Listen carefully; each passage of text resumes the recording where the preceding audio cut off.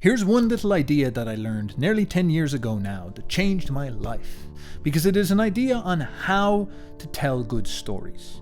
And of course, this has become handy to me over the course of my life because I have become a content creator. And this idea is very simple. Good writing, good storytelling is all about realizing that your job is to use words to spark the person's imagination that you're speaking to. Your job is not to try use words to make yourself sound very smart. You're not supposed to grab onto language and think to yourself, how can I decorate these mouth sounds and make them seem long and multi-syllable so that people think I'm a very profound person. Your job is to try show people a story in their imagination instead of trying to tell people that you're a very sophisticated intellect because you've read a thesaurus. Now, to give you an example of what I mean by this, imagine you're in a college classroom with all your friends and all your buddies and your chums. And up at the top of the room is a giant screen. And there's a dude.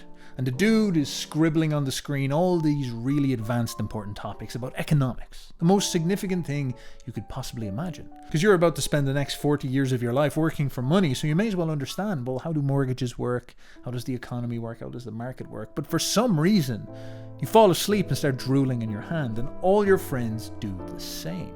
And this poor professor, he might get paid $40,000 a year or something like this to talk about these topics, and he doesn't even get listened to, even though they're very profound and life-changing. And what's worse is that after the class is over, you and your chums wake up, you're like, rub your face off, and then you just go out into the hallway and you say to each other, should we bunk off school? Should we bunk off college and go down to the cinema?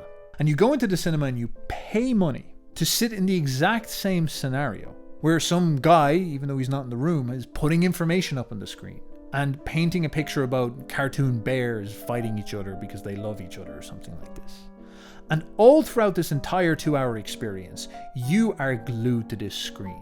You are barely able to stay in your chair because you feel like you're taking off. It's that gripping.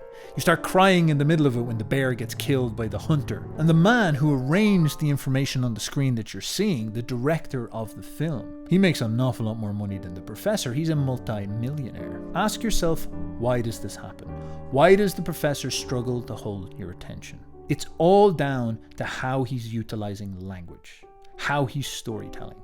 He's very smart, but he doesn't understand narrative. He doesn't understand how the human mind receives ideas. So what he does is he spends his time drilling your head with abstractions, and he puts people to sleep. Whereas the director shears out all content. He doesn't care about the quality of information, and he focuses entirely on the skill of communication. And he uses way more advanced means, to the point where he's not even telling you anything. He doesn't explain the economy. You don't sit into the cinema and the seat and nuzzle in and get your popcorn out and then a lecture pops up. Instead, what you do is you get this loud bang, and then there's a road, and then there's some guy jogging on the road, and the big bear sniffing his paws, and then the big bear looks over and his eyes squint.